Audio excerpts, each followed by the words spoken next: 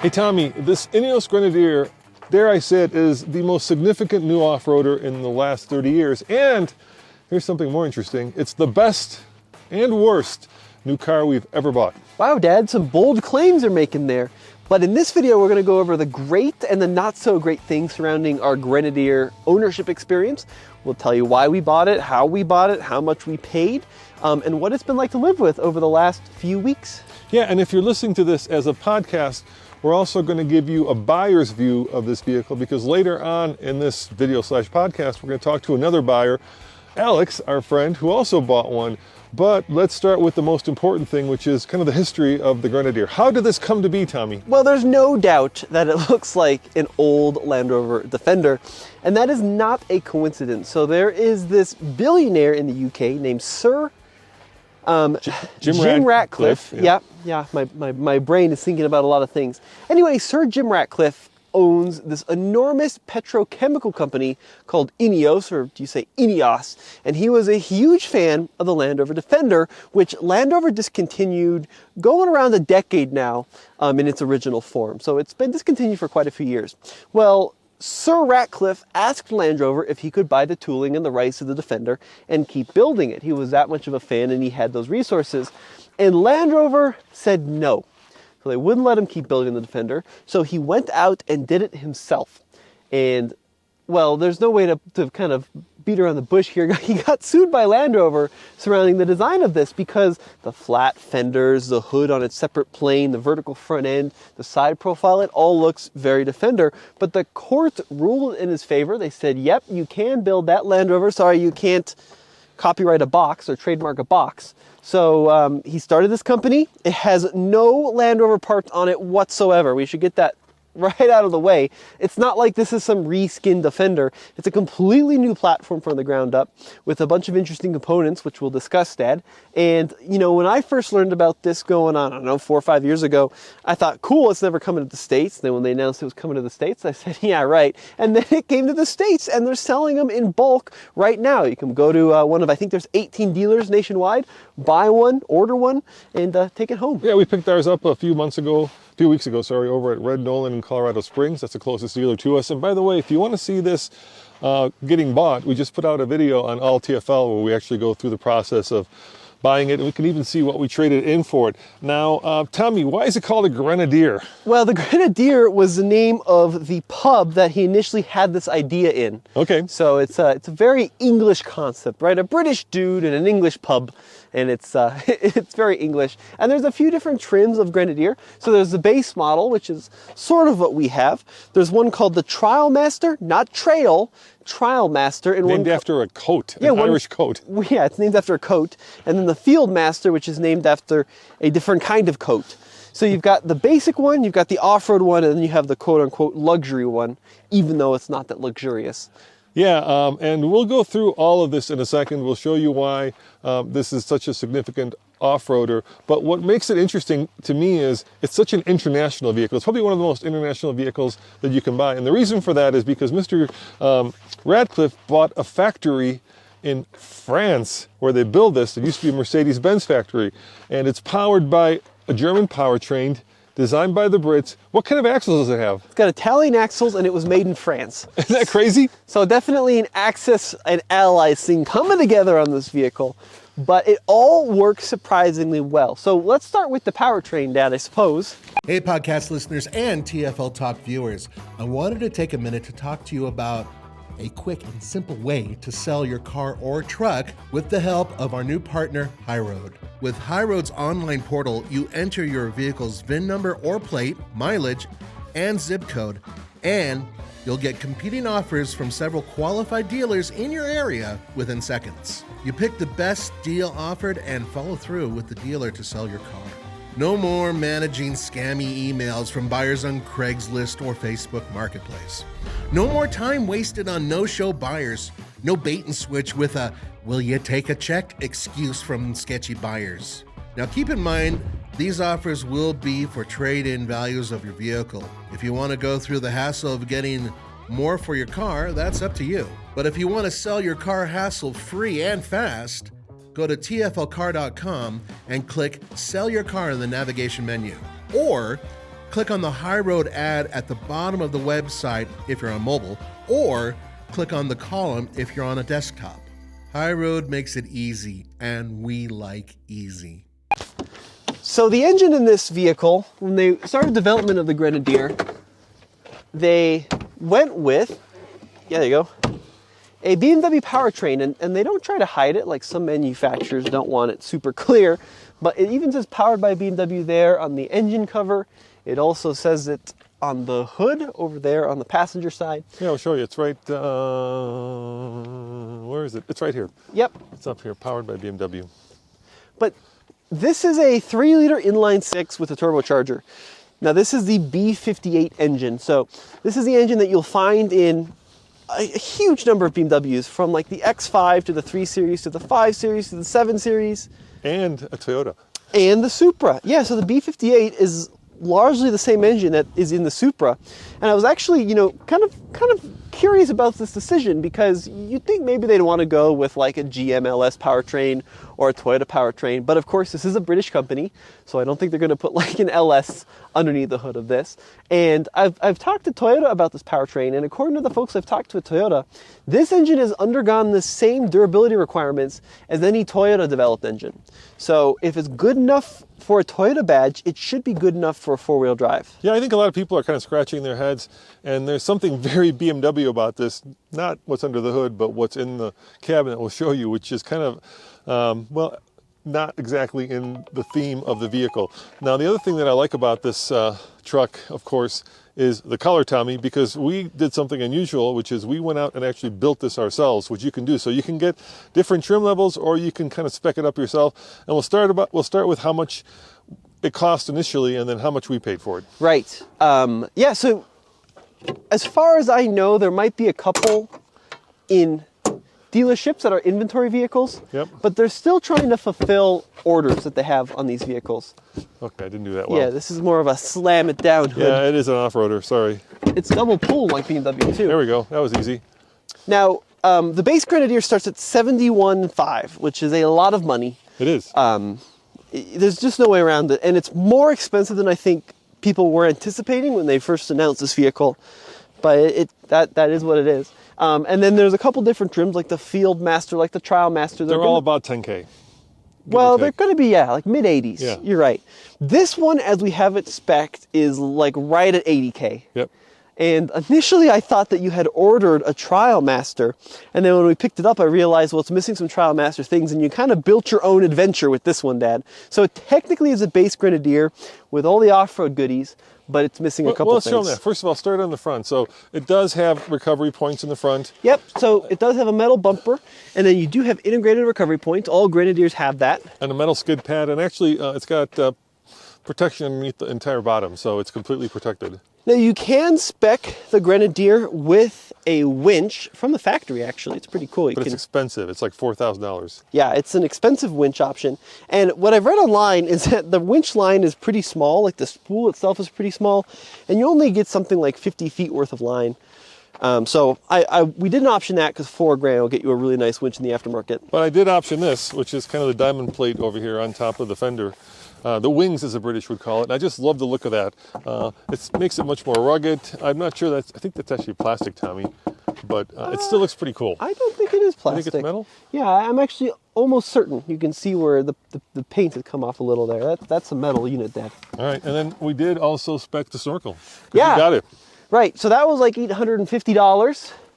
Also comes standard on the Trial Master. Now, this doesn't add any additional waterfording capability. But it does have a lot of coolness. Yeah, and they'll claim it's sucking up air up top. It's a fresh air kind of thing. You can also get this installed after the fact through your Ineos dealer. Let's go around the sunny side, so we're showing it in the sun. What we did get from the factory, which I love, are these BFG KO2s. They're about, 32s, give or take?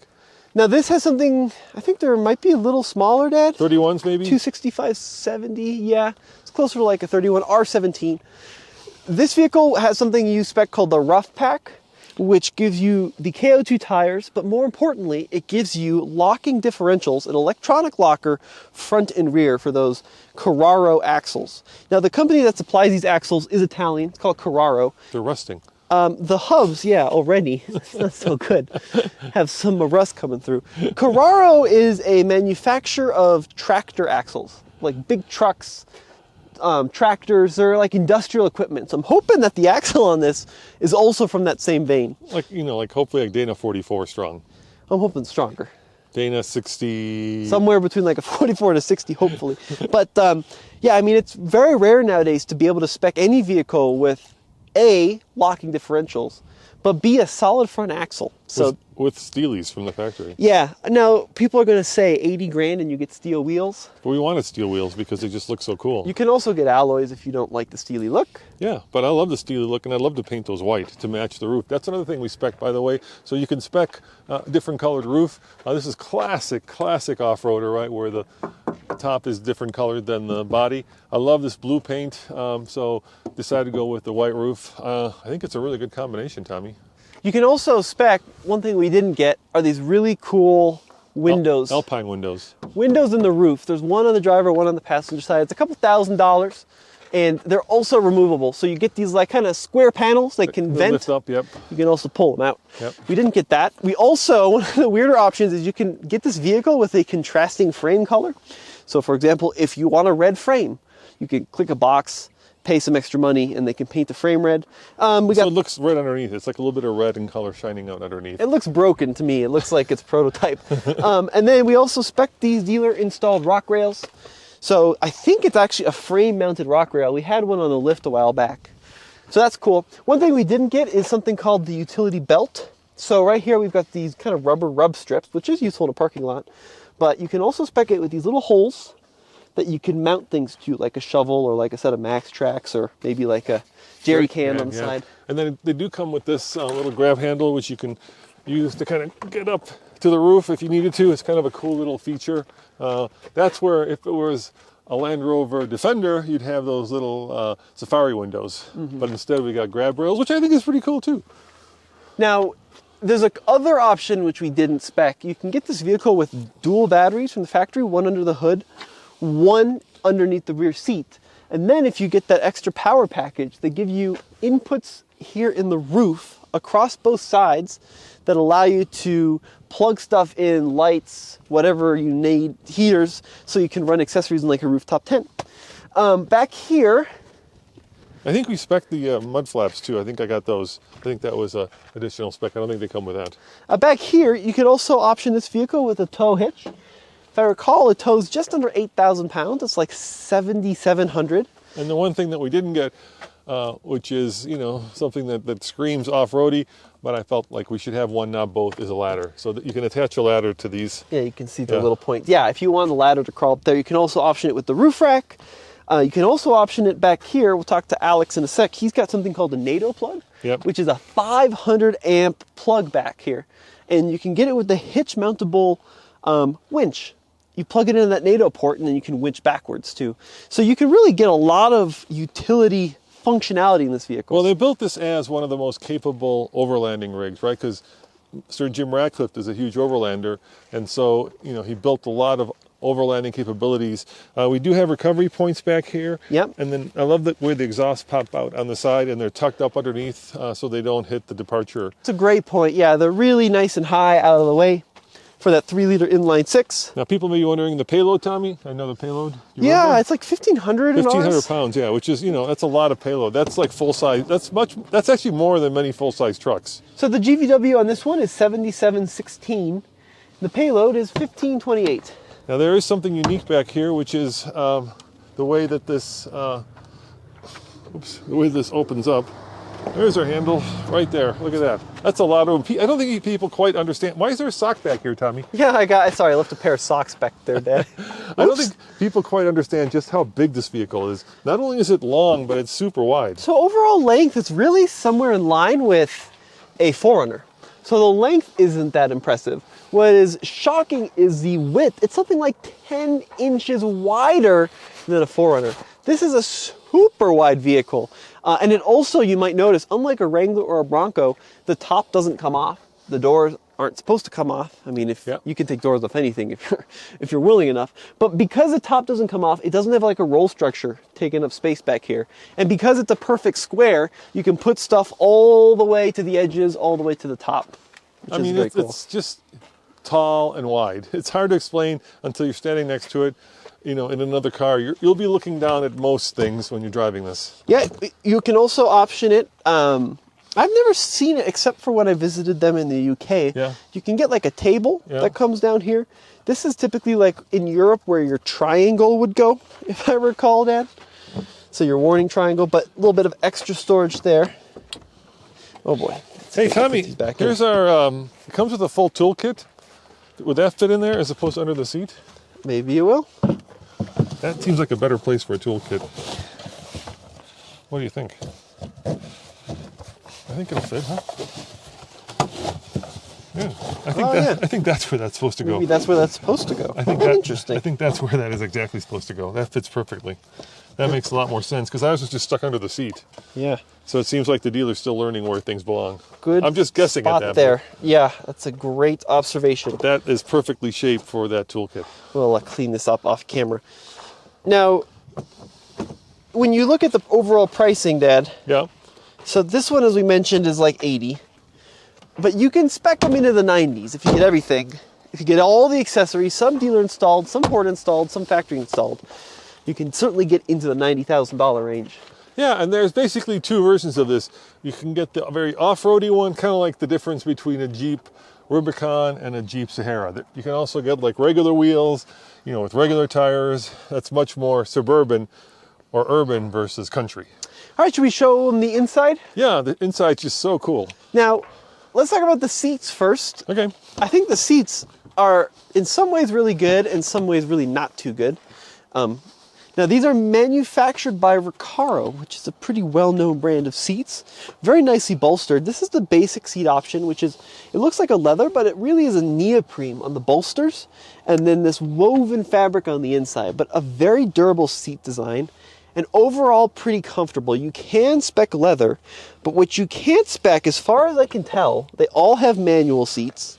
And this is a vehicle that really should have lumbar control at 80,000. Well, I think because it's got those cutouts for it, there must be an option. I mean, those are there for a reason. I They're not. don't think so. Well, why would they put those in there? I mean, it might be like in the future they'll put them in, but as far as I can tell, and someone can correct me, I was told that you can't get this vehicle with power seats. Maybe in Europe you can.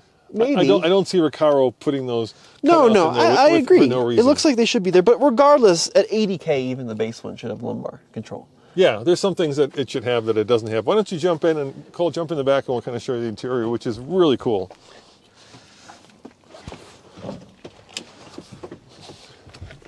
So we do have vinyl floors Yep, and we have the rubber floor and we have mats. rubber floor mats. So we have vinyl floors and rubber floor mats. We got drains in the floor too. Drains in the floor. So obviously it's ready for dirty shoes like we have right now. Yep.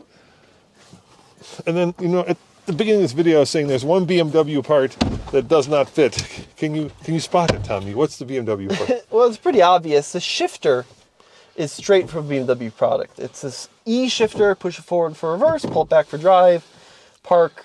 You got manual modes on the left here. It's not cohesive with the rest of the inside. I feel like they should have spent a little bit more money, even if they kept the same mechanism, just re-skinning the shifter to look a little bit more adventuresome, that would be the way to go. So let's talk about the best and worst, okay? Hang on, let's talk about the key first. Well, that's worst. All of a sudden, yeah, now we're getting into like why this is the worst. I don't think so. You like the key, huh? Here's the thing, Dad. This vehicle, right there on the dash, Yeah. it's got the word built on purpose. Okay. And this vehicle is not designed to be a luxury vehicle.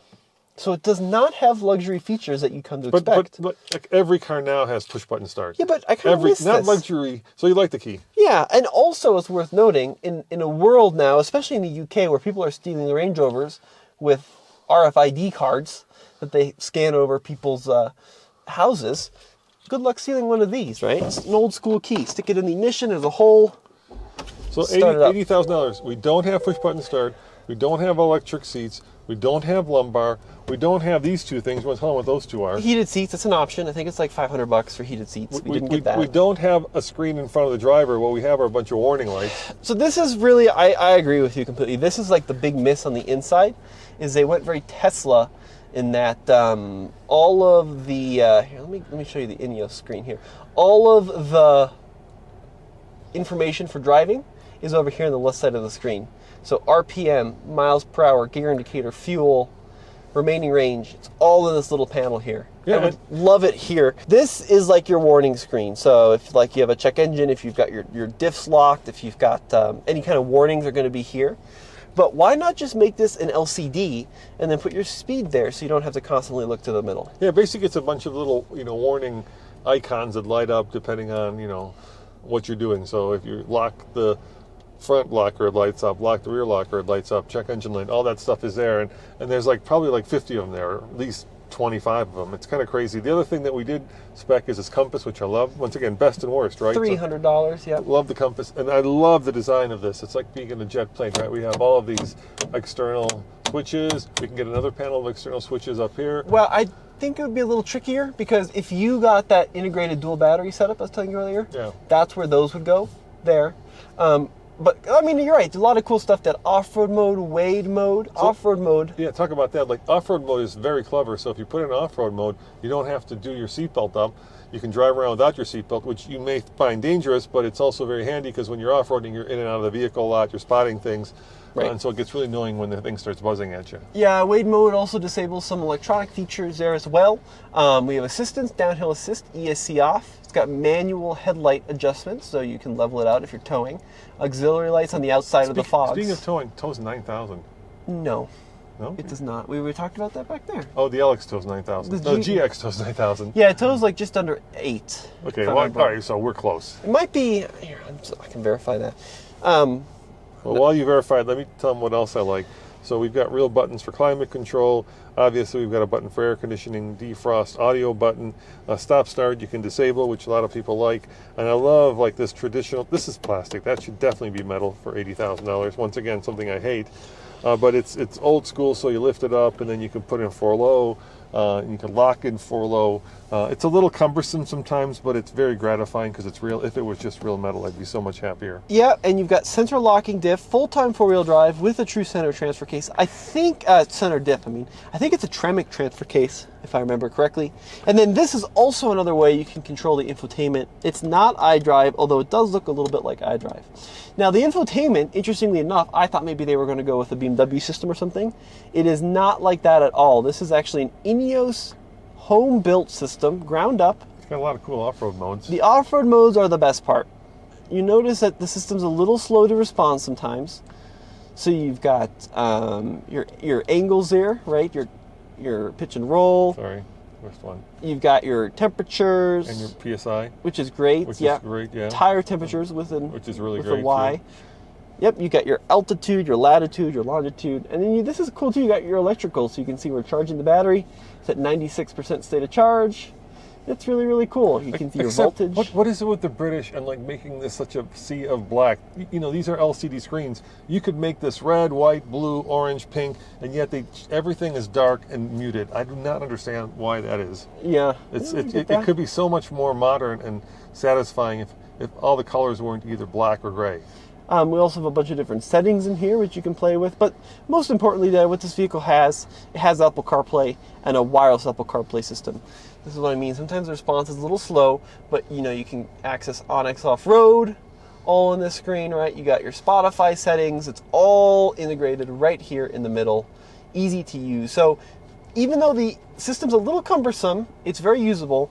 But what I do, I just stick it on CarPlay and forget about it. All right, now let me show you my favorite part. It's got dual horns. Want to explain those? Yeah. So Sir Ratcliffe runs a bike team as well, famous Tour de France, and he integrated 2 horns. So you got your main horn, which is your get out of your way, and then you have a little toot horn, just to alert people more quietly. And yes, you can do them at the same time. So you can operate your 2 horns. But this is a great thing because a lot of folks nowadays stopped at a traffic light, are texting constantly. Light turns green. You don't want to give them the full blare. Little toot. No, it's like giving them the little finger instead of the you-know-what finger. Yeah, there you go. You're exactly right. Yeah. So once again, more love and hate stuff, right? But shall we take it for a ride and kind of show them the thing that I hate the most about it, the thing that would make me not buy it again? All right, Tommy, another problem with this vehicle, really probably the worst turning radius of any vehicle. It's really, really poor. It's just awful. Yeah, it's really not a good turning radius.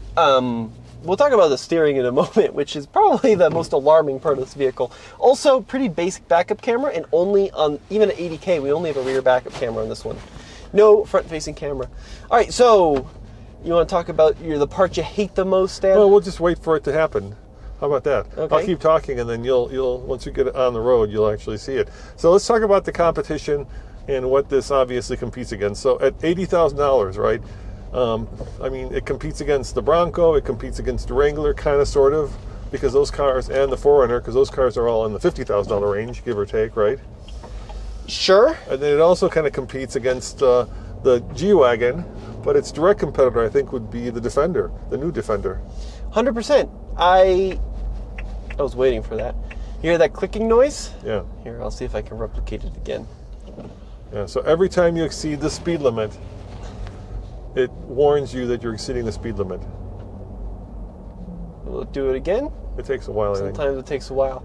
But it's incredibly annoying. There it goes. There it goes. And you're, of course, saying, well, just don't exceed the speed limit. But even a couple mile an hour over, you're going to get the clicking.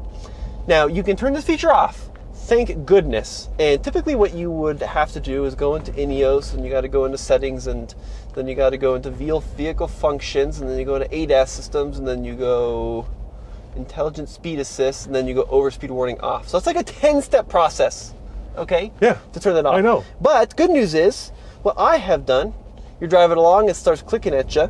I've programmed the favorite button. I should say Red Nolan did, because I think it's such a common complaint.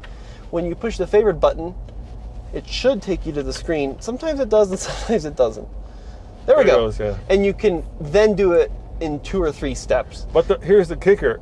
It resets to always on, so when you cycle the engine, every time you get in another car and turn the engine off, it goes back to on. So every time you got to hit your favorite, and you got to turn that off, which is just a huge pain in the butt. And I don't know if that's because legislation in Europe demands it, but it's a huge miss on the part of Ineos to actually leave that as an auto-on feature and not disable it, or at least not disable it so that when you turn it off, it stays off. Now, I was talking to Alex Dykes, which we'll talk to in a sec here, Yep. about that feature. According to his dealer, there's a fix coming, a software update, but it doesn't do the software updates over the air. So that means we're going to have to drive 2 hours south to our Ineos dealer to get that software fixed. Well, not fixed, but changed. Now, we did take this vehicle to Moab, and we're going to show that video soon on alltfl.com. We're doing a 5-part series, buying it, going underneath it, taking it off-road in Colorado, taking it off-road in Moab. All that's coming.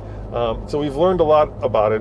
As of this taping, we've put on 1,781 miles.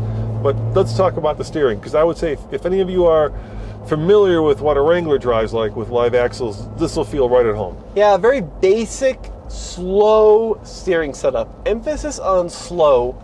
You spend a tremendous amount of time steering this vehicle. Here, I'll make a turn here. I'll show you what I mean. So we've got this 90-degree turn. First of all, steering ratio is slow, and then it really doesn't self-center unless you grab the wheel and make it do it by itself. So in a lot of cars, right, you steer the wheel, and it starts coming back to center. This one will do it too, but look how slow that returns to center. So you spend a lot of time just steering this vehicle. Yeah, I think wandery would be the best way to describe the steering on road. Well, but what's interesting is it's not loose. You No, know, it's very like heavy, actually. Well, what I mean is, like, there's not like a dead zone. Okay, there's a little bit of a dead zone in the center. In that, look, you can move the steering wheel quite a bit. I should say there's no slop, but there is a dead zone. So you can steer the wheel a lot and not get any change in motion.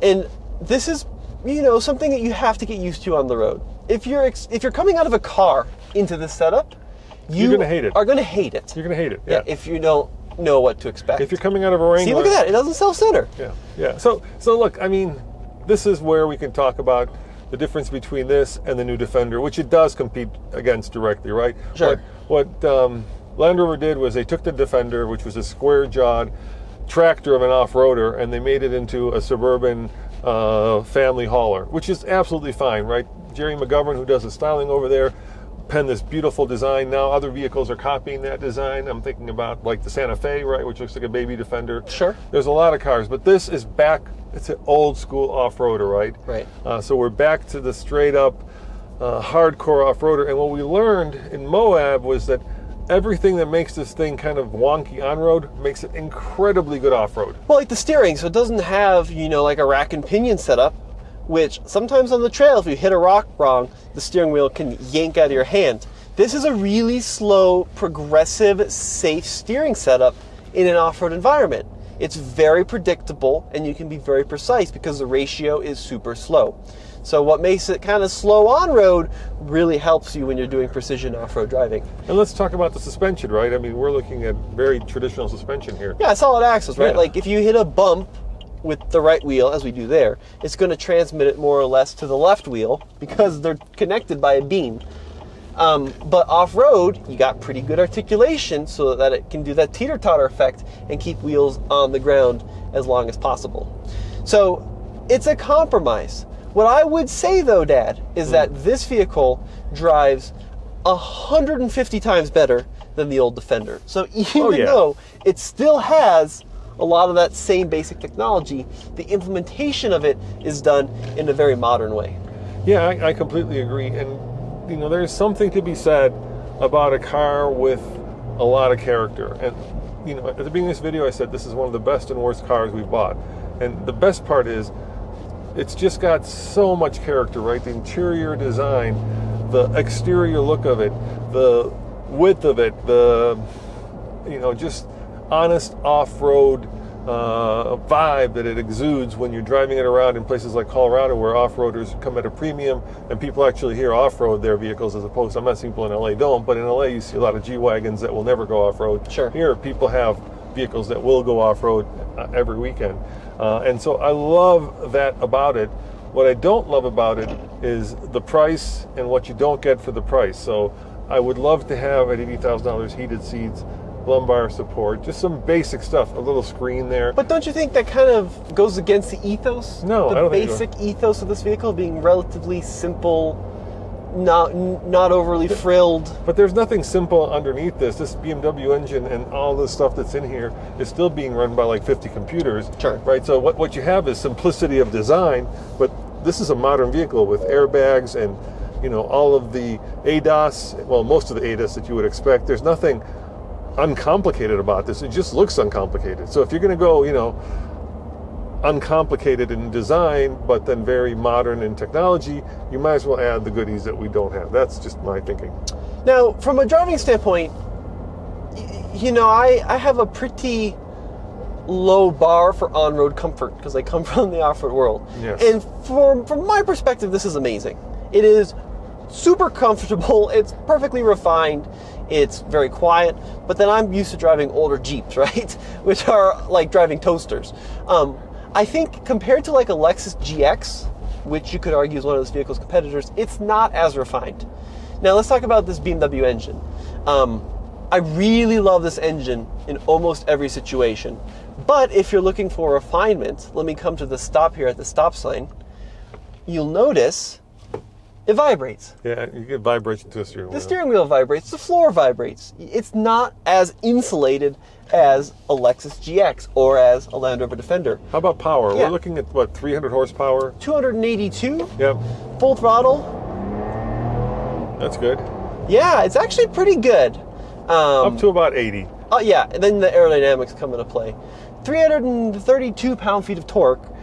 But what I like about it is, yes, it probably could have had an LS V8 in it, but up here at a mile above sea level, having that turbocharging really has a positive impact on overall performance of this vehicle. What kind of fuel economy are you getting, Tommy, Well, the vehicle's rated at 15, 15, 15. Yes. We are averaging, let's see, on this trip, 18.4. That's okay. So pretty decent. Yeah, I also love this. Look at this classic owner's manual. It's a real book. Nowadays, when everything is in there, right, and people are getting away from having actual real paper products Sure. for their owner's manual. I love the fact that you actually have a book that is an owner's manual. I would say it's a pretty refined driving experience. It is. The 8-speed is smooth. It is always in the right gear. Another cool thing is when you're going up hills, it's not too eager to downshift. It'll actually build boost right before it downshifts, like 2 or 3 cogs. So you get a cool sound of that boost building up. And this BMW engine, apart from the vibration at idle, when you're at speed, it is incredibly smooth and really, really refined. I kind of love this engine a lot now. And I've talked to a lot of owners of B58 BMWs. The older stuff, like the N55 twin turbo stuff, a mess for reliability.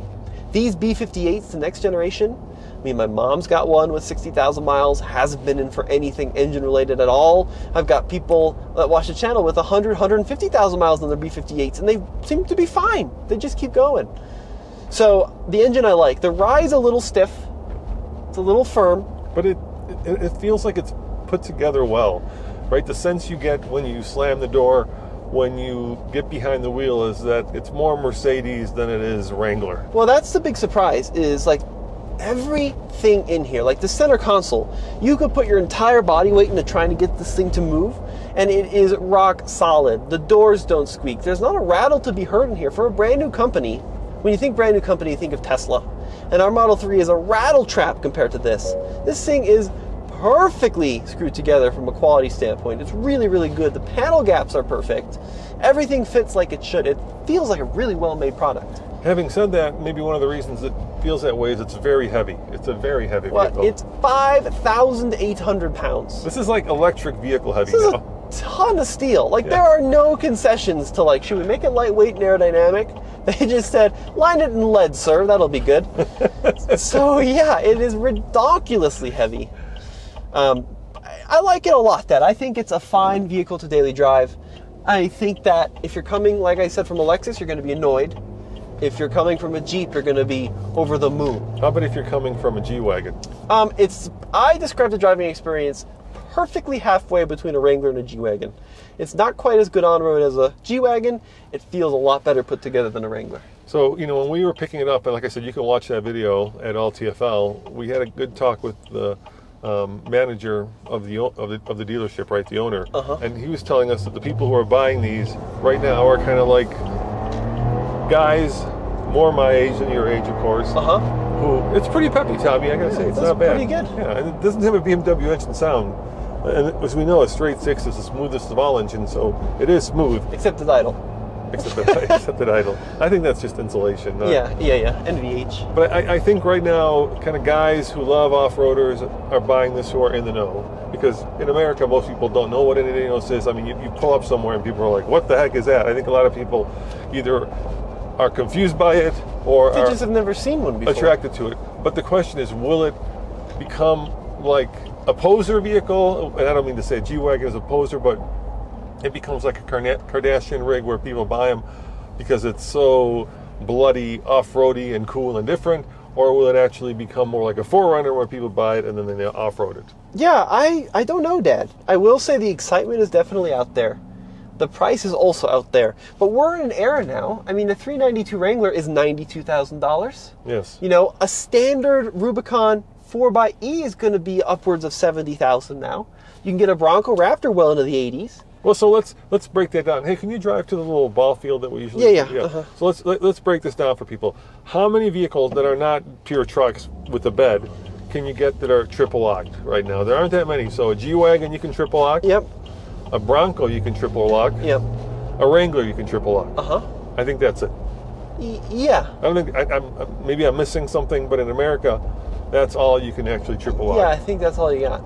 And triple locking is kind of the highest form of off-roading because then you're sending, 25% of the power to all four wheels. Well, the physics don't work out like that. But you know what I'm saying. You're basically making each wheel. You're making all four spin at the exact same speed. Yeah. And I was actually really impressed by how capable and how fun and how well suited for off-roading this vehicle is. Sure. Yeah. There are some finicky things about turning on the lockers, not as good as a Bronco, but once you get the thing locked and once you get it going, it's a monster off-road. Yeah, it's really good. I mean, I think it's easily as good as, I don't think it's quite as good as a Sasquatch Bronco or a Recon Wrangler, because those are on 35s, just the physics of the tire size alone. But with solid axles, it won't be hard to lift this. Right, but it's going to be 80% as good, 70% as good. It really was very good. And this is a vehicle that's not really intended for hardcore rock crawling. This is more of a long-distance off-road traveling machine, you know. How about that? How comfortable is it for actually what it's designed to do, which is overlanding? Yeah, I think it's great. I mean, it's not as softly sprung as a 200 Series Land Cruiser or a 4Runner. It's a little bit more firm than those, but it's very roomy in here. I mean, this is the biggest box of them all, and it's got a ton of space for your family, for your friends, for all of your stuff. I kind of feel like, you know, the new Land Cruiser is coming back, and it's going to be much more affordable, so it's going to be in the $50,000 to $55,000 range for the kind of... Yeah, but you say that, but hold on. Okay, go So ahead. 55,000, okay, starting. Yeah, Realistically, a first edition is going to be 65, 70. yes, Then you got to deal with dealer markups. yes. And you're going to be at 75, 80 for at least the first few months. From what I've If you want heard, the round headlights, you got to pay more for that, right? yeah. From what I've heard online about the Ineos dealers, our Ineos dealer in the Springs doesn't do markups at all. Yeah, right, Nolan. So if you want one that, you know, they don't, which I love the fact that they do not mark up these vehicles, even though it's new and hot, and they could. Both of our viewers that came in and showcased theirs, no markup on theirs either. Yeah. So Ineos is a small dealer network. Like I said, it's something like 18 nationally, which is a huge disadvantage for service for getting these things fixed, granted. But it sounds like people are having generally a very good dealer experience.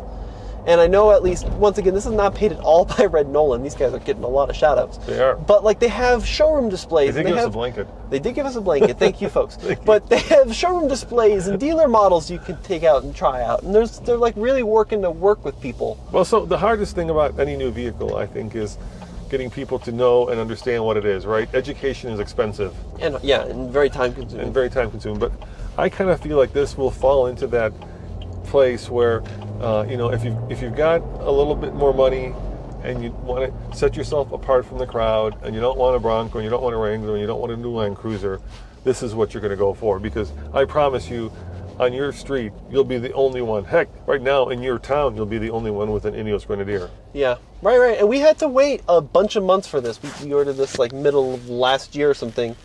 And I have a feeling that we got kind of bumped forward a little bit. We did get bumped forward. Very yeah. nice of them. Yeah. Yeah, it's really, really good. And look, the other thing too, Dad, after talking to some of the dealer folks, people order these and then don't pick them up.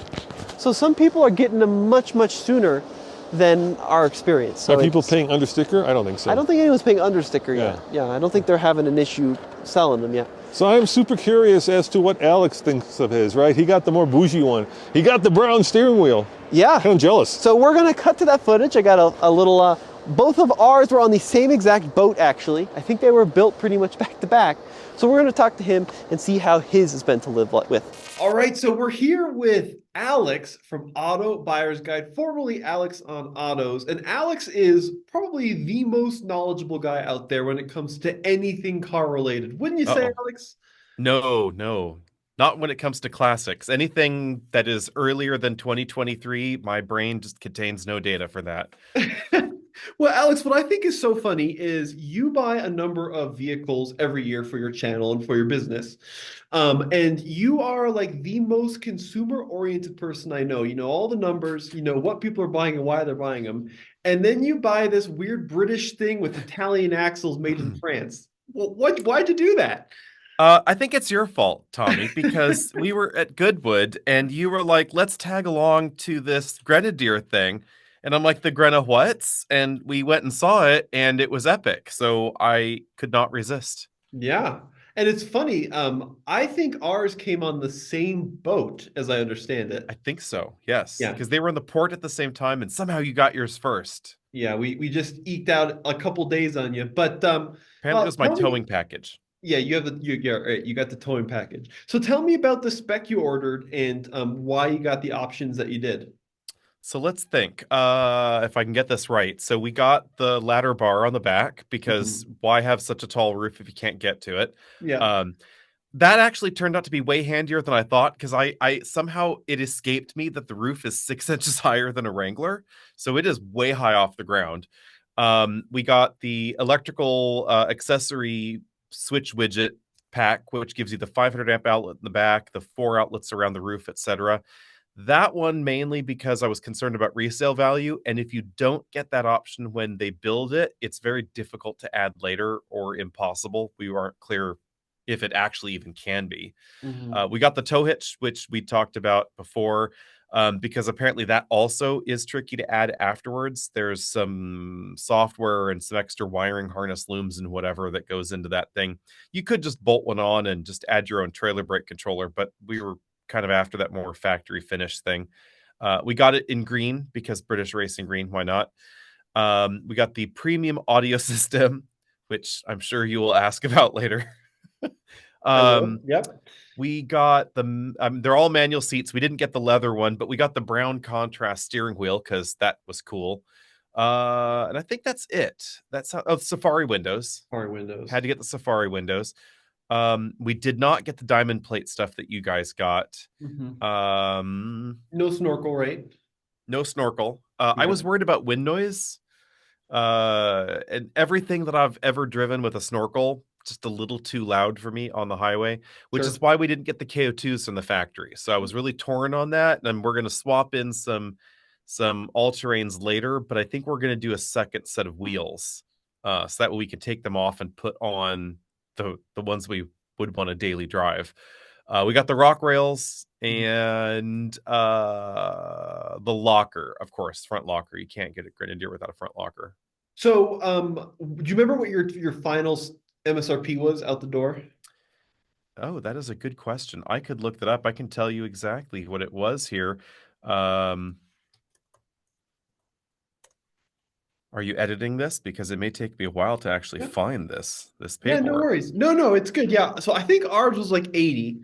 But you got a bunch of stuff that like we didn't get. So we didn't get the widow Hmm. batter. We didn't get the dual battery group. We didn't get the brown leather steering wheel, which looks really cool. You have the cloth seats though, right? You didn't get the leather seats? I did get the cloth seats because I would only have gone with the leather if they could have been powered, but they're manual. So I thought, what? Right. They're not more adjustable. Why bother? Was my figuring. I like the look and the breathability of the cloth seats too. So ours total, including sales tax, was 94,000. Prior to sales tax, it was 83,970. Okay. Yeah, that sounds spot on. So we've had ours a similar amount of time. Give me some of your initial impressions. Like, what are you impressed with? What have you been disappointed about? What does a consumer need to know? Uh, the consumer probably needs to know that I think you need a really long road test to be sure this is for you. Um, Okay. because somehow, you guys drove it in Colorado prior to actually signing the paperwork, right? Hmm. I was stupid. I did not because I drove it in the UK and then I'm like, this is epic. And then I bought one, and the only time I had ever driven the North American one was driving it off the dealer lot when I was reminded of the incredibly slow and imprecise steering. So I'm just like, I mean, the steering wheel is all over the place, and I'm just laughing my butt off, going, "What on earth have I done?" Yeah. Because it feels like a tractor, honestly. It feels like my tractor at home. My dad's tractor feels very much the same. It does not feel like a Wrangler. It does not feel like a pickup truck. It's very tractory in like steering wheel doesn't want to return to center. You gotta muscle that thing back to center. You're constantly correcting it with little corrections going around corners. Um, and the only thing that was more entertaining than that was being a passenger when Rob drove it for the first time, and he's doing the same sort of thing, and I'm just like, I have to close my eyes. We're gonna end up in a Jersey barrier. It's not gonna be good. And did he make it off the No, road no, we with made it. We you? made it alive. Okay, No good. scratches. Totally fine. Now, we also talked about the steering a little bit earlier in this podcast, and I feel like it is something to get used to. For me, it's not a deal breaker. For you, is it something that's going to just drive you up the wall, you think? No, no, it's not a deal breaker. It's just one of those things. It's a quirk. It's a, there's something adorable about the raw and unpolished nature of this thing, and that's why I was so excited to get it in the first place, is that it's unlike anything else, and it doesn't look or drive or behave like anything else. So, what are some other things that you have come to learn during your ownership of your Grenadier? First one is install the Safari windows properly, otherwise they apparently leak. So, Okay. we had some mystery leakage in a rainstorm, and we still haven't figured out exactly what went down. But I suspected that maybe the Safari windows weren't quite latched on properly, so we took them off, looked around, made sure that the drains were actually clear. They were fine. Put the Safari windows back on. Over this last weekend, it was parked. We had 4.5 inches of rain and no leaks. So clearly something weird was going down there. Um,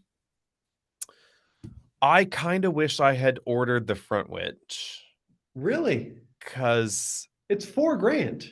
yeah, that's the tricky part. It's like it is expensive, but if you don't get it at the beginning, then, you know, what's it going to be like to install that later? I don't know. Right. Now, It's heavy. it's heavy, yeah, and the cable's pretty small. I think it's like 50 feet. It's not a lot of Yeah. line. Now But the you're you Grenadier itself is heavy, so I'm thinking like if we really did try to go places with this, we might get stuck. now your use case for this vehicle, I think, is pretty interesting because it almost feels like Sir Jim Ratcliffe built this vehicle for you because you're actually using it like on a piece of land, moving stuff around. You're on dirt constantly. Um, Yeah. how has this vehicle been as like a working tool? We haven't done too much with it. Okay, We're still in the don't want to scratch it phase. sure. So it hasn't taken the place of our Grand Cherokee yard car Yeah, yet. I actually kind of think that my mom would like this more, oddly enough, because they live on a ranch in Texas, and her Grand Cherokee she uses as a side by side to go check on the cows. And so actually, I think that this would be a good option for them in a weird sort of way. For us, we're probably not going to be doing too much moving around on the property in it because it's a very steep hillside piece of property. But we're always, moving a chipper around or dragging this around or towing this or that. So right. that's one thing we haven't had a chance to do because I've been out of town since we got it, is try the towing capacity out. I am a little bit unsure as to how it's going to tow because the tow rating is quite high, but there's not an enormous amount of power. And the suspension and steering and everything else is just very different. So I am optimistic. Let's put it that way. But I don't know if I'm totally sold on it as a tow rig either. Now, one of the cool things that yours has that ours doesn't is you have that 500 amp NATO plug. Yes. Do you think you're going to find a use for that? I think that is the handiest thing I have seen in a long time, Okay. because we always end up needing to jumpstart our chipper, and it uses an inline six Cummins diesel in it, and it's a bear to jumpstart because it takes a lot of power. So we end up with like the 30-foot long jumper cables from the Grand Cherokee's battery back there to the battery on the chipper, and you lose a lot and it takes a while to deal with. And I was just kind of thinking like that seems like a very handy feature. You can also leave it on if you wanted to, say, charge your battery with a solar panel. But that actually goes with the power outlets on the roof too. So if you wanted to like overland your Grenadier and you have the auxiliary switches, there's one master switch where you could have the relays on and like have solar panels on the roof charging the battery without needing to cut factory harnesses or do jumper cable leads, things like that under the hood. So I'm kind of curious to see how that goes. I haven't given that a try, but that's on the agenda for seeing, can we feed power back through these things? Now, one thing which I'm curious about with your use case is at your place, you've got a Durango Hemi 6'4" with Mhm. crazy towing capacity. And we've talked a lot about, like why Durango over full size truck. And one of the things you return to is the turning circle. Yep. Have you found the Grenadier to be pretty lacking in the turning circle area? It's not great in on paper. I'm of two minds. Let me put it this way.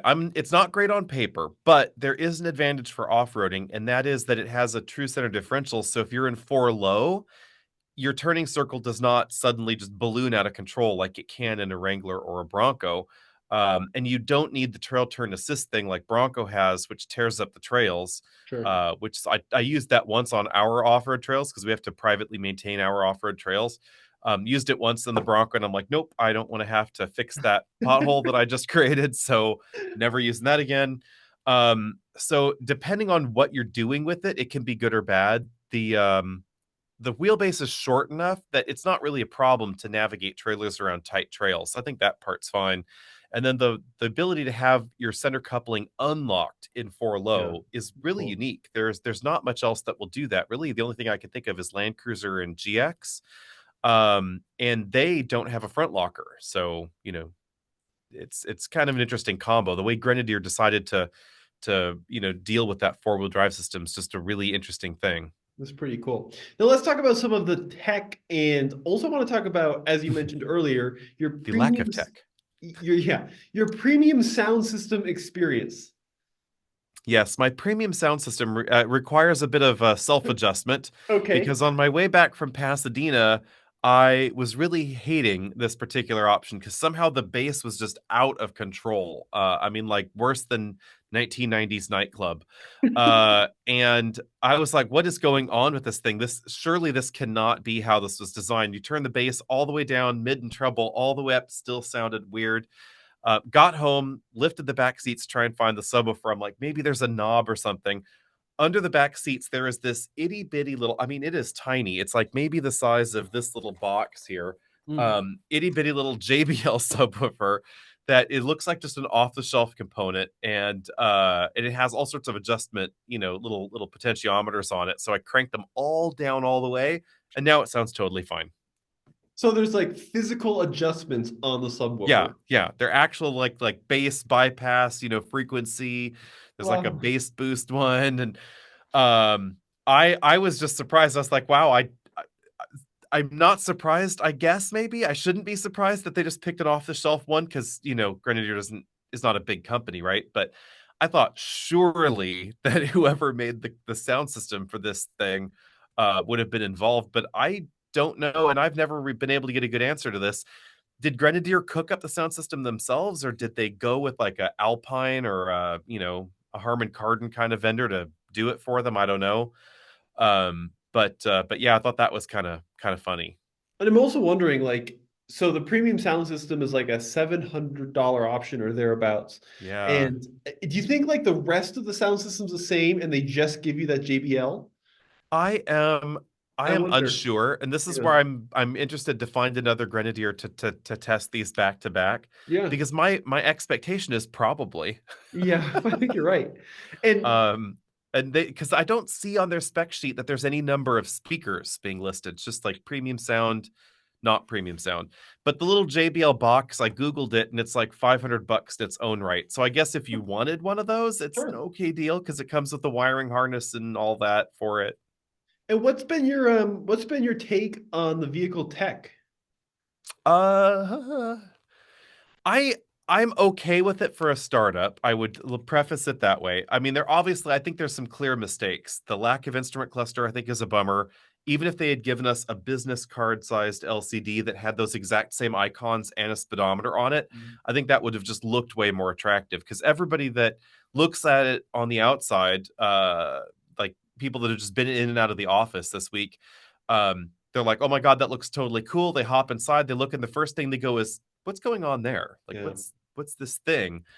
The second thing is more of a usability thing for me. I don't know if you've noticed this, but the LCD touchscreen is set really low in that housing. So it has this rim around it, the edge on the top and the sides, but on the bottom, the touch part of the screen is flush with the bottom. So it's really hard to touch the options that are at the bottom of the screen, especially in CarPlay. But I do appreciate that it has CarPlay. I think that's fine. Yeah, wireless Um, too. Yeah, it's pretty good. yeah.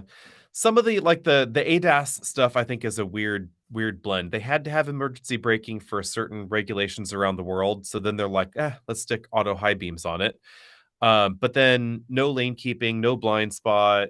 I don't care about the lane keeping, but blind spot I think would be handy Yeah. because the driver's side view mirror is terribly positioned. I don't know about yours. Maybe it's a manufacturing defect in mine, but it's like pointed at the ground. I don't know what you're supposed to see in it because you certainly can't see traffic in it. Interesting. And with no blind spot monitoring, it's kind of difficult to see what's going on sometimes. What's your take on the overspeed warning? I am less annoyed with it than I think your dad was. Yeah. Um, Yep. but I will become annoyed with it if it's not fixed in a few weeks like they claim. Okay. So We were told 6 weeks from delivery. What did they tell you? they said coming very shortly. And this was your Hmm. dealer said 6 weeks, right? Yeah, they said approximate. I should say approximately 6 weeks. It Approximately. wasn't guaranteed 6 weeks, Right. but Right. Right. so Yeah, I mean, I've driven, I think we have like almost 1,800 miles on it, and I've driven it enough where like I'm pretty used to hitting the favorite button and just clicking it. yeah, But you're right, someone like my dad, and I think there's some commenters out there too, that just like it would drive some people nuts to have to go through yes. the menu every time. I think have you had any screen glare issue? We Let's haven't had any issues with that. Not, yeah, I would say no more than other vehicles that are out there. I think that it could have been slightly better designed. I think the angle could have been better, yeah. but I've had vehicles with glare that's worse. Now, what about like initial quality? Are you impressed with the build quality on yours? Ours has been pretty stout, actually. I'm surprised the panel gaps are all very good. The interior parts alignment is generally good. There are certainly some rough and tumble design aspects that I find weird, like the really slick plastic floor in the cargo area with Yeah, no rubber mats available from Grenadier. I mean, just cargo is just slipping and sliding back there.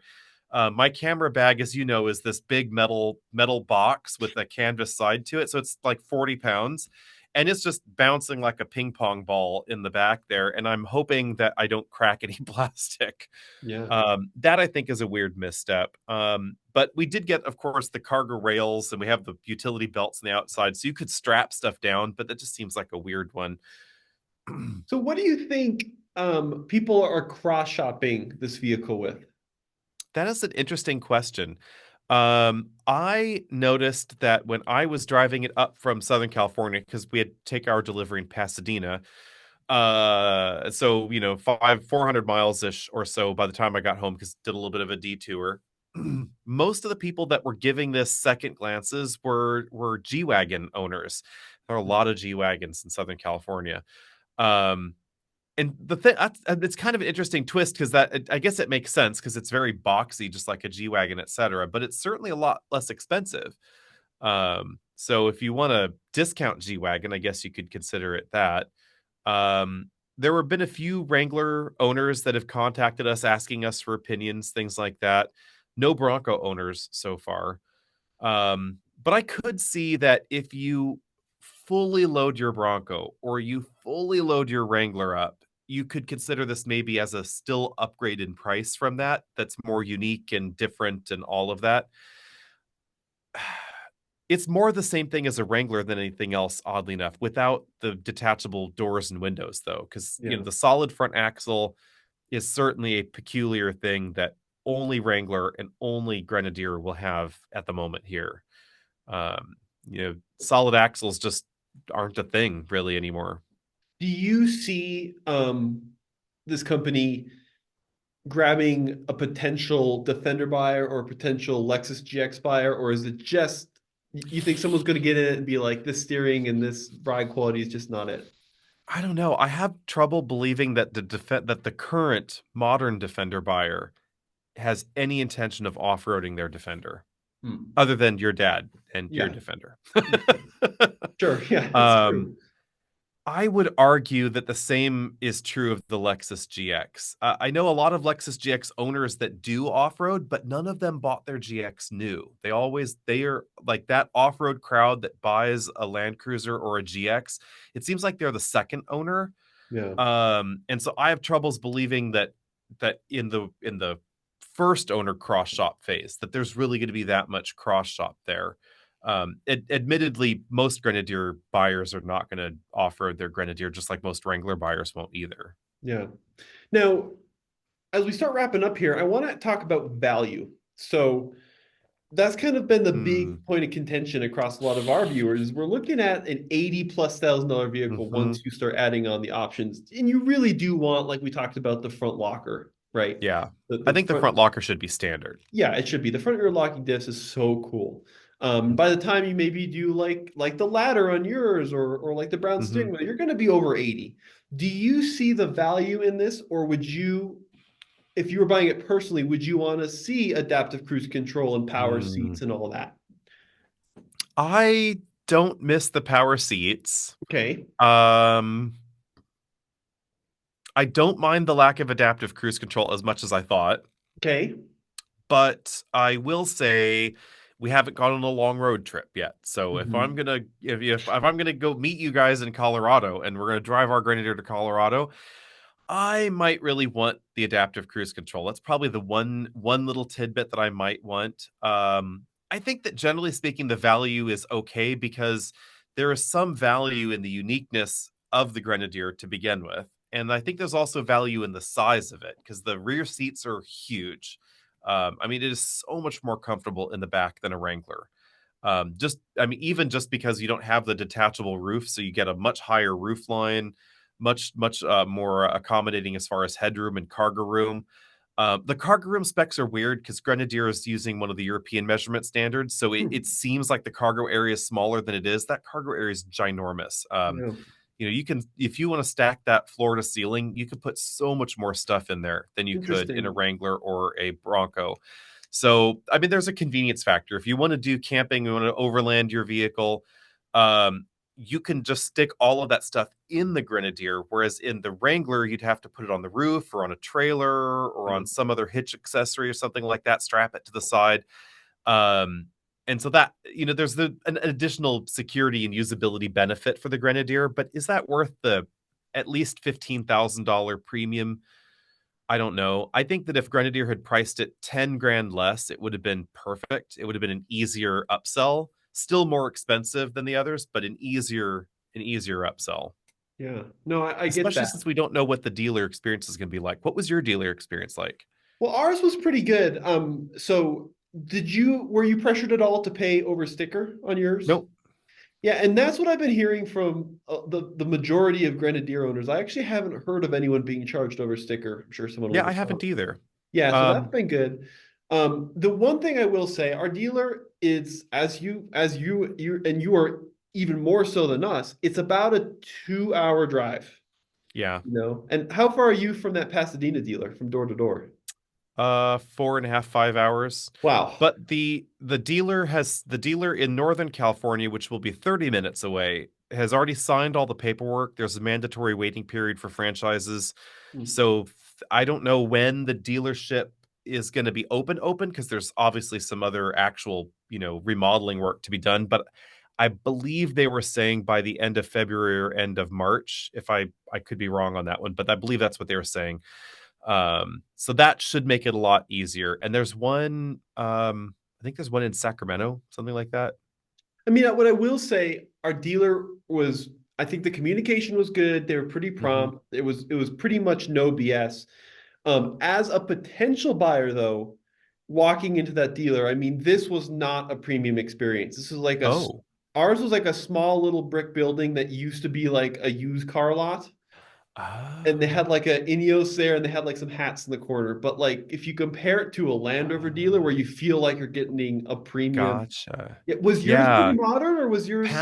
Pasadena has a really nice dealership Oh, because okay. the Interesting. dealer there, Rusnak, also has a Jaguar Land Rover franchise and a Rolls Royce and a Bentley franchise and a Volvo franchise, and they're all in the same building. So they're all like boutique Rose store. So Volvo's at the end, Grenadier is at the other end, and Jaguar and the others are smashed in between. Interesting. So, the employees are all common, but the showrooms are separate. So you got, showroom, Grenadier showroom with the same people that are, used to selling Jaguar Land Rovers and obviously things that are much more expensive than the Grenadier. So I think that's probably why the experience was nice. The dealership is clean and modern and brightly lit, and everybody's super friendly. And so I watched them actually interact with some customers that came in off the street while I was waiting to get stuff finalized. So that was kind of interesting to see how they did it. I do have to say that my personal experiences with dealers, the Jaguar dealer close by in the Bay Area has always been very, very nice. Probably one of the Yeah. nicest dealers I've ever interacted with. I mean, nobody's buying their stuff, but they're very pleasant. Yeah. um, it hasn't affected them inside yet that Okay. nobody's buying their stuff. I gotcha. Yeah, like you said, I mean, the people were really knowledgeable and I think they're very friendly, but it wasn't a high class experience from a Hmm. brick and mortar standpoint. Yeah, I'm Um, I'm curious because in the UK, remember when we were talking to the dude there, they were suggesting that in some markets they would sell them through tractor dealers because they're for wow. rugged rural people. Wow. I mean, I think that this is what Ineos is going to have the hardest time with in the US is I think there's a certain level of expectation by a lot of US consumers, regardless of what you're selling, where if you're spending, Hmm. in your case, 83,900, I mean, adaptive cruise and power seats and a lot of Yeah, these stuffs and keyless entry and push button start is a must. And I understand that Grenadier is trying to be old school and durable and yeah, purposeful, but I think it's going to be a tough sell once you get past that line of enthusiasts who've been waiting for 3 years or whatever it is, a year. yeah. That keyless go thing. Are you bummed by that? Would you be I okay with it if the key was in a different place? Yeah, I don't mind it. I think you nailed it. I don't mind it. I think it's kind of fun turning a key, but Yeah, the hole is so low and unlit. Like sticking that key in at night, yeah. you're like, where is it? And to be honest, I'm not quite clear where else I would put it. It just wouldn't be there. Yeah. I tell me if I'm out way wrong here, but we have this enormous button bank in the ceiling. If it could be in the ceiling, that could be kind of cool. Like That a would be fighter so jet, you're cool. just like like up there, and that could have been cool. Oh, love it. I The don't know great why, idea. but like that's where my mind goes. Yeah. I mean, I mean, one of my favorite parts is that button bank. It's It's fantastic. epic. That's why I I'm had to get the auxiliary switches. I'm kind of yeah, and so like we have like a panel that's missing the four switches, so we only have Yeah, four instead of the seven or three. We have the on off. yeah. I kind of think that they went through all that effort. Like, why didn't they reskin the BMW shifter? That's a good one. That I am not entirely clear on. I know that they apparently used all of the BMW drivetrain control stuff. So like the engine computer, transmission controllers, etc. That was all done by BMW. So I don't know if Grenadier just said, please make these tweaks for us for our off-road programs or whatever, or if they just like went wholesale on the BMW bits. But suppose that was just a very, very direct money savings thing. Do you think they could have just changed the shape or something? But Right, something. Yeah. like just injection molded plastics could have been different. The other plastic that I think is weird is that black shiny plastic around the infotainment controller knob. Yeah. Yeah, and you've got piano black on the door panels too, which Yeah. I mean, Piano black just especially needs to die in a fiery death, I you know. agree. Yeah. I mean, and I guess kind of the big question that's on everyone's mind, and obviously it's way too early to tell, but having put 83 of your hard-earned $1,000 down on this vehicle, the fact that you've got a BMW powertrain, I think it's a Tremec transfer case, right? Yes. And Carraro axles, I mean, there's a lot of unknowns. Are you stressed at all that you're going to be making that 4.5 hour drive back to the dealer? Uh on the engine and transmission are the parts that would worry me the most. And I know Okay. this is going to get lots of internet ire, but let's be honest, BMW is not the pinnacle of reliability when it comes to engines and transmissions. They show up, they score well on like 3 and 4 year metrics, but on those long-term reliability metrics, that's where BMW engines have had problems. The ZF8 speed, that's probably going to be fine. Should be easy to fix. The transfer case and axles, I am hopeful that they are going to be fine. Carraro, of course, makes axles for JCB and John Deere and Case, etc. So the axles in that thing have more in common with my Case tractor than my Grand Cherokee. Yeah. Um, but which is probably why it drives the way that it does. And Yeah. also could be why it's so heavy. Yeah. So assuming those are as stout as they say, talking with the engineers there, they say they really over indexed the selection for the axles, etc. I think they should be fine. I did find it hilarious that Grenadiers, like, we did this so that way if you're off-roading and something goes wrong, it'll be easy to fix because the parts will be easier or whatever. And I'm like, in America, no, because we don't have Carraro axles here. No, absolutely not. Yeah. Couldn't we have Dana'd something? Yeah, right. Uh, but then I guess that would have been weird for that market because nobody does Dana axles there. So I Right. guess these axles are also used in mid-sized lorries Oh, in Europe, apparently. interesting. So Okay. so parts might be easier to find. I'm not clear exactly what series, but it sounded like box truck like kind of European lorries. And wrapping up on one last question, Alex, what are you going to do with yours? I mean, what are your plans with it? I am uncertain at this point in time. We are definitely going to go and do some tire swaps and wheel swaps. So we've been talking to Bridgestone about this, and Bridgestone has some off-road series that they sponsor here and there. So they volunteered to let us drive our car on their off-road setup that they have. Cool. So we might try that and try and see if we could do a little tie-in there. You know, Firestone's off-road all-terrain tires, they're mud terrains, they're fine. They're not Okay. they're not KO2s, but they're fine. Yeah. So we'll probably swap some of those in, let them swap them in, maybe I should say. We'll probably buy the wheels. They'll send us the tires. We'll do the mounting and balancing, etc. We'll swap them on, do some off-roading there. Are you ditching the Um, Steelies? no, I love the Steelies. So I think we're just Okay. gonna get another set of Steelies. Okay. And I've kind of thinking maybe steels, like, not black ones, like actually like maybe a powder coated gray Oh, steely or something for our mud terrains. nice. I like that. Maybe a rusted set. I don't know. Um, Funny. so I have to find out the wheel size is hard to find though. I have noticed I've done some mild looking and it's not like there's a lot of options just jumping out. Yeah. So I might just have to buy the Grenadier Steelies. Other than that, I think we're going to do some camping and some overlanding with it. I've toyed with the concept of being a support vehicle for like the Gambler. That could be Oh, fun. cool. We'd have Yeah. to get a winch though. You'd have to So, get the winch. Yeah. um, I'm curious to see what aftermarket companies, if any, start supporting Grenadiers here in the US. yeah. Is like Bill Stein going to have a bolt-on shock for it, or is Fox going to do something, or what Hmm. aftermarket companies, AEV or whatever? Because it's definitely very limited right now. Like you said, the winch, Yes. right? Like a Wrangler, you could have any number of Hmm.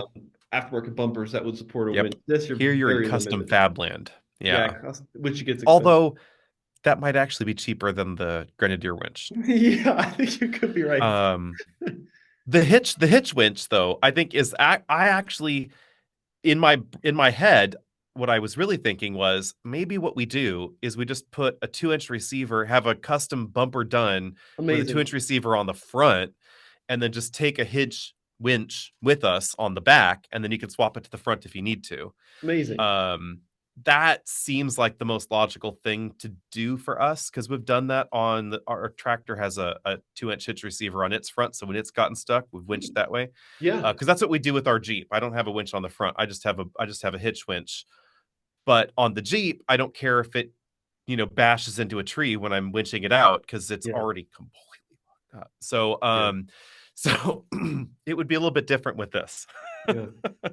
Well, Alex, a huge thank you for your opinions. What I want to do, if you're cool with it, is let's like jump on this call like a couple months from now, Yes. and let's see if yours is still working and if ours is still working. Yeah. And did I tell you about our leak question? With the The panel. Safari windows. Yes. Yeah, Okay. yeah. I'm going to be That's curious. the only thing. See if anyone. We don't have the Safari windows, so we haven't had that. But I'll be curious to see if anyone chimes in the comments. Or Yeah. it kind of sounds like if you had that 4 inches of rainfall, maybe like it was not fully latched. You know? Yeah. One thing, the question I did have on that one, and I'm wondering if anybody, let me know if anybody chimes in down there later. Yeah. But the drain for the Safari windows, there's only one, and it's on one front corner. Interesting. So I'm wondering, it was parked in my driveway, which some parts of my driveway are very not level. The parts people don't see on camera, because it's like off on the side. And I'm wondering if that was why. Maybe it was just at the wrong angle to drain into the Safari window drain. But we'll keep you updated. And Alex, if folks want to follow you on the YouTubes, where do they go? They can find us at Auto Buyer's Guide on the YouTubes, the Twitters, the Instagrams, the Facebooks, all of those things. All of it. All of it. Awesome. Well, thanks, dude. I really appreciate it. Yeah, good to see you. So Tommy, would you recommend this to somebody looking for a dedicated off-roader? Well, you know, Dad, there's still a lot of questions we don't know, like long-term reliability. And we plan on keeping it for a year to find that out. And my initial impression has been really good. The fitment of the panels, the quality of the interior, no warning lights or mechanical issues. Granted, it's only at 1,800 miles.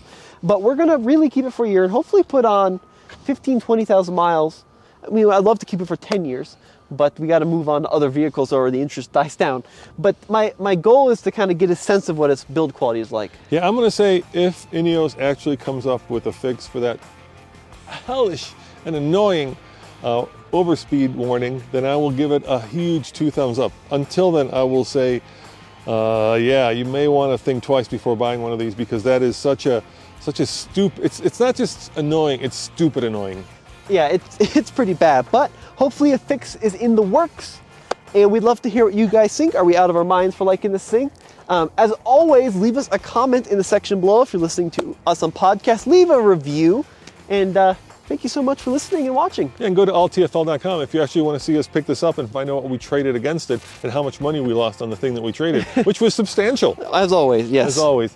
See you guys next time. Ciao.